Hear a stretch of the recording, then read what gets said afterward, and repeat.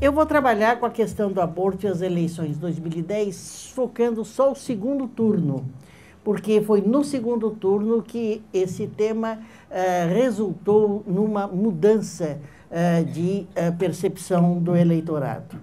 E a minha hipótese de trabalho é que o tema do aborto, podemos passar para o próximo, mudou de patamar na opinião pública depois das eleições. O debate adquiriu legitimidade na sociedade, ou seja, pela frequência, pela cobertura, ou seja, a quantidade enorme de mensagens, mais o alcance enorme do debate eleitoral pela televisão, pelos outros meios, nunca se teve a discussão do aborto tão dentro da sala das pessoas. Ou seja, jovens, crianças, mulheres, maridos tiveram que conversar sobre isso, tiveram que responder as perguntas de crianças. Meus netos, por exemplo, fizeram essas perguntas às suas mães. O que era, o que não era, por que se discutiu tanto e assim por diante. Ou seja, o aborto deixou de ser palavra ou tema interditados para o debate. Isso é uma mudança histórica importante e cultural. Isso aconteceu por conta de outros procedimentos, por exemplo, plebiscitos, em países como Itália e Portugal. Nós chegamos neste patamar. Daqui para frente, o debate tem outras implicações que nos favorecem, que são implicações no sentido de acabou a interdição. E eu queria um pouco dar alguns dados empíricos para demonstrar essa minha hipótese e algum embasamento teórico para isso também. Primeiro, vamos dar aos dados empíricos. Essa campanha e esse tema na campanha, ela visou, sobretudo, se a gente puder mudar de slide, o eleitorado feminino. Visou, vamos dizer assim, atingir negativamente, obviamente, principalmente a candidatura de Dilma Rousseff. No início da campanha, esse debate girou um pouco em torno da Marina, lá no primeiro semestre, antes ainda das definições das candidaturas. Nós vamos ver que o efeito eleitoral foi praticamente nulo, do ponto de vista de respostas do eleitorado. E as evidências são muito claras. João Santana, que foi o principal articulador, coordenador da candidatura de Dilma, declarou isso explicitamente em entrevista. Pesquisa Datafolha, mostrando quais os fatores de maior influência do voto. Nós tínhamos saúde, tínhamos outras, mais ou menos aquilo que o professor Zé Eustáquio refletiu aqui, e o tema aborto, efetivamente, por declaração, não influenciável. E se isso não bastasse, o IBOPE, no dia das eleições, fez uma pesquisa à parte, técnica, não foi a boca de urna, foi uma pesquisa domiciliar, com 3.000 e tantas entrevistas, em que mostra que Dilma vence entre católicos, 58 a 42, e nós tivemos até uma fala do Papa nessa campanha. Evangélicos, Dilma, 52 a 48, outras religiões, 61 a 39. Ou seja, a resultante eleitoral, propriamente dito, nos segmentos religiosos, não surtiu efeito, vamos chamar assim. O próximo slide refere-se a uma contagem do Google, que foi publicado no estado de São Paulo no blog do José Roberto Toledo e no site do Estadão. É sobre a quantidade de temas relacionados pelo Google naquele período. Em azulzinho, aquele pico maior que ocorre no dia 15 e 16 de outubro, é a associação à escolha, a pesquisa Google de interesse foi Serra Aborto. Então, tem o pico lá em cima e no meio, em torno do dia 17 de outubro. Dilma Aborto é a linha vermelha, aquela que você percebe que, embora a candidatura colocada o objeto vamos dizer assim, da propaganda negativa tenha sido de uma associação, foi bem menor. Todos esses picos eleitorais, todos esses picos de debate, eles evidentemente têm um efeito sobre o eleitorado e um efeito que confunde muito o eleitor, porque eles têm grande intensidade. E por isso explica um pouco por que as mulheres são as mais atingidas pela dúvida, pela necessidade de ver melhor, porque são todos temas planejadamente colocados em finais de campanha, como disse o professor Eustáquio. Em outros momentos a questão do aborto apareceu e outras questões que buscam sensibilizar pelo impacto eminentemente emocional, eminentemente conservador, passando de uma premissa errada e por isso nunca dá certo, contando com uma premissa de que as mulheres são mais conservadoras. Portanto, elas são muito mais bombardeadas no final das campanhas, nos últimos 10 dias de campanha, com mensagens específicas para ela, positivas ou negativas. Vamos pensar naquela imagem de mulheres grávidas descendo por uma colina na campanha Lula em 2002. Ou seja, aquilo é feito especialmente para esse momento de campanha. Então, esse é um fator que a gente precisa levar em conta, que nós somos, o segmento de mulheres, objeto desta ação.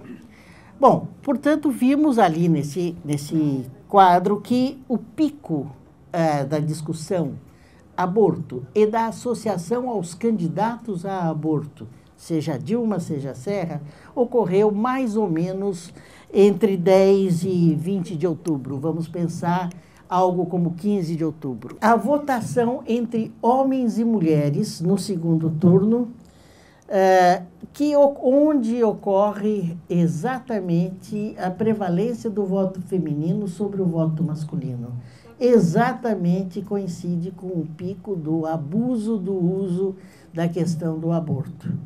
Foi nesse momento em que as mulheres, ou por compreender vamos dizer assim, a delicadeza do tema, ou por compreender o fato de que essa questão não podia ser tratada no plano eleitoral, é uma questão de outra natureza, ou por compreender que ela é efetivamente um dilema para as mulheres, porque as mulheres tendem a concordar, a discordar da legalização do aborto, mas o fazem.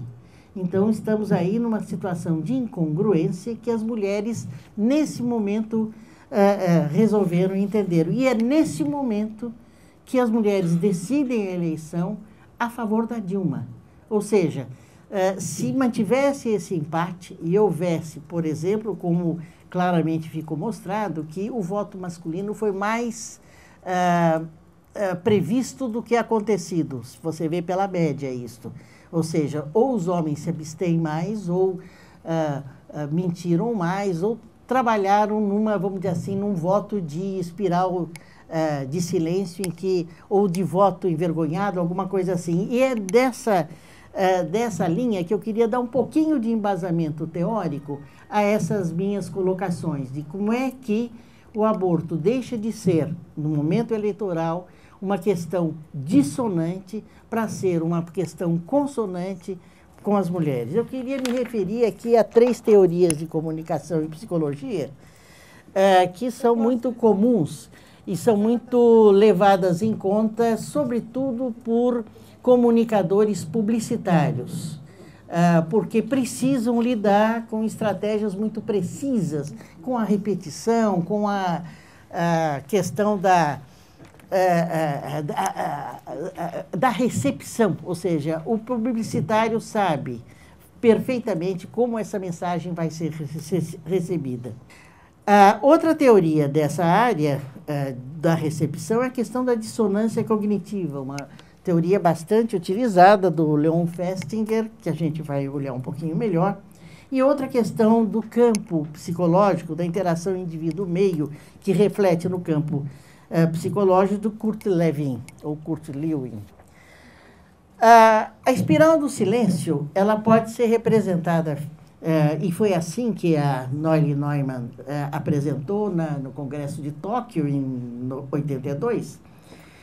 72, em que ela percebeu que as pessoas tendem a mudar de opinião ou de não expressá-la quando estão em minoria. Essa posição tem como objetivo evitar o isolamento social, ou seja, as pessoas falam menos abertamente do que acredita, quanto mais obscuro está o tema, quanto mais a mídia lida com essa questão, quanto mais a sociedade, o grupo, a comunidade, a comunicação social lida com esse tema, mais abre a espiral do silêncio e as pessoas declaram coisas mais verdadeiras. Então, é possível, por exemplo, que o voto masculino tenha sido, nas pesquisas, captado com maior grau, até por essa questão, não apenas a questão de escolha programática, mas eu voto da maioria, eu me sinto mais confortável, mas na hora da votação, mesmo o voto masculino, você percebe que na hora da eleição o gap é um pouco mais curto. Mas vamos ficar no âmbito do aborto, que foi muito estudado. Elizabeth Noelle Neumann, ela inclusive estuda a virada do voto no último momento, que não é virada, é momento de consonância cognitiva, que é na linha do que o Leo Festinger diz, que ele trabalha com a ideia de que é uma teoria de ordem de motivação humana, que afirma ser psicologicamente desconfortável manter cognições contraditórias. A teoria prevê que a dissonância, por ser desagradável, motiva a pessoa a substituir a sua cognição, atitude ou comportamento, ou seja, as pessoas se adaptam ou as pessoas procuram alguma consonância. Por exemplo, já fiz aborto, porque na época não tinha outra saída, mas eu sou contra a legalização do aborto. Essa é a coisa que mais se encontra em pesquisas qualitativas. E vamos pegar outra teoria que está, como vocês percebem, no mesmo eixo teórico, que é a teoria de campo psicológico do Kurt Lewin. Dentro do ambiente, as pessoas, os objetos, ou mesmo qualquer coisa avaliável pelo indivíduo, podem adquirir valências que determinam um campo de forças psicológicas, valores, valências, valor mais positivo. Objetos, pessoas ou coisas, ou ideias, com valência positiva, tendem a atrair o indivíduo. Inversamente, a valência negativa tende a afastar e mesmo causar repulsa ou fuga. Então, é outra forma de acomodar, e o aborto, e a questão do aborto, a questão da polêmica do aborto, ao ganhar essa visibilidade, ao ganhar essa intensidade e ser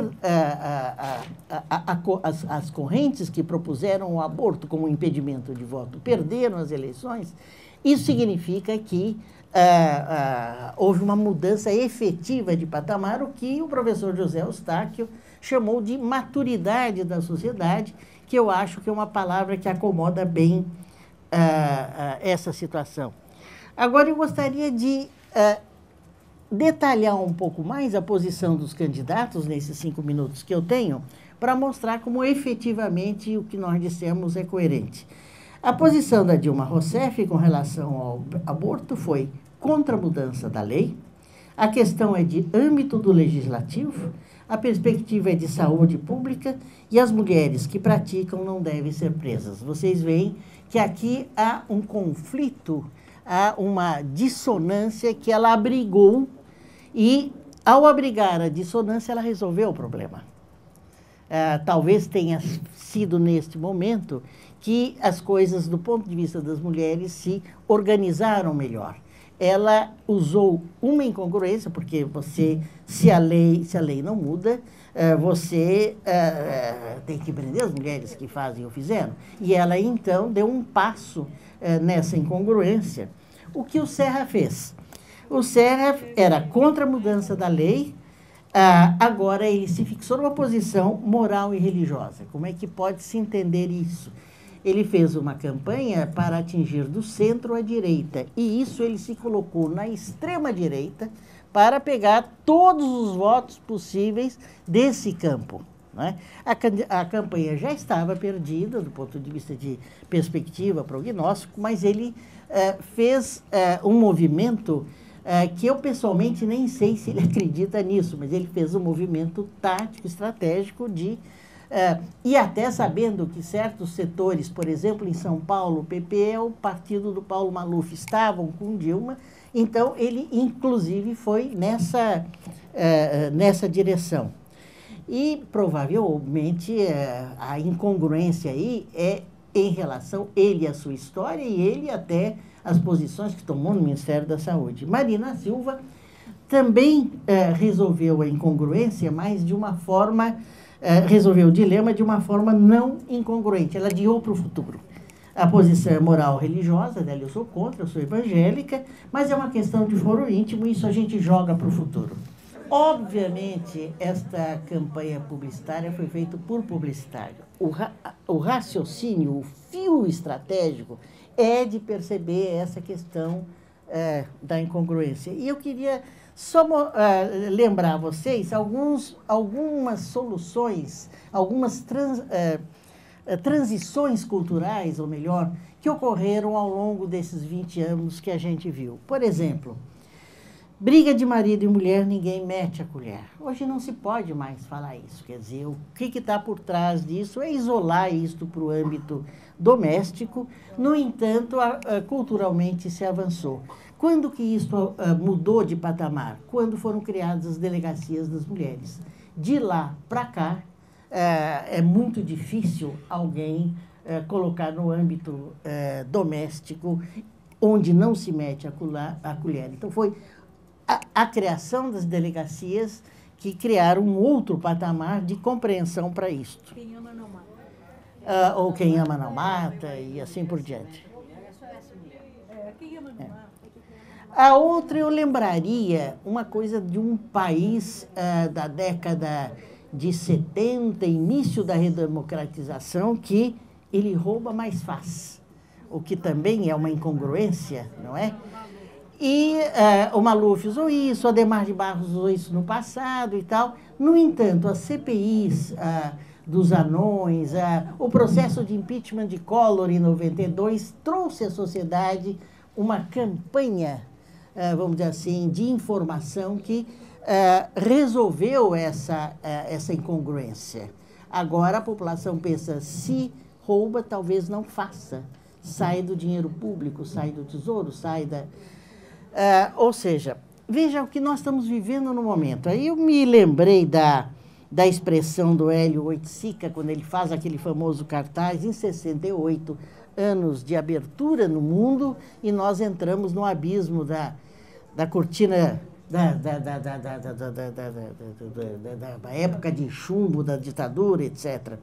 Quando ele faz aquele cartaz daquele marginal cabeça de cavalo puxado pelas pernas, em que ele seja marginal, seja herói. Nós estamos hoje vivendo num Brasil que isto está passando também para uma mudança cultural. Não vai ficar assim, mas hoje seja Capitão Nascimento, seja herói. Ou seja, a sociedade começa a entender a anomia, a ausência de regras, etc., de uma outra forma. Então, é nesse contexto de dados, de evidências empíricas e contexto teórico é que eu queria partilhar com vocês a hipótese que, de fato, o aborto mudou de chave cultural.